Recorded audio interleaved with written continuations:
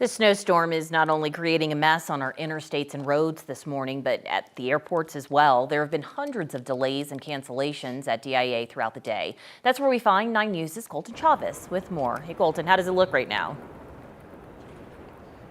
Well, it depends on who you ask. Out here at the airport, we have argued that there are 3 certainties in life: death, taxes, and reporters like me asking people about these delays. But these are the arrivals, and we've got some folks that are coming in that are, I don't know if they're getting here on time or if it's been a very long day for them, but the real story, Alex, is that we talked to folks over here at the ticketing booths and at the bag checked areas, because we've heard everything from, hey, we're delayed for a few hours, to I'm just trying to get a flight back home to Nebraska, and they're saying the earliest that we can get out is Sunday morning. Let me remind everybody, if you're not near a calendar, it is Friday afternoon right now, and they're saying these delays could be bad to where people are saying we might just take a refund and see if we can get on another plane. So far at DIA today, there's been a total of over 1,000 delays here at DIA, but if I had to offer one sliver of a silver lining, let's just go ahead and take a walk this way. Mark, you're safe to go ahead and cut across.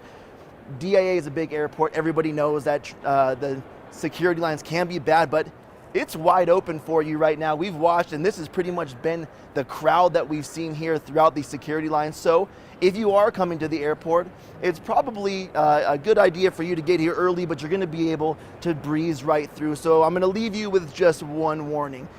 Check your flight times. If you're planning on bailing out today, make sure you're looking at those airlines and really just start to adjust that schedule accordingly. Live at DIA, Colton Chavez, 9 News. Okay, not the ideal place to be on an afternoon like this, Colton. Thank you.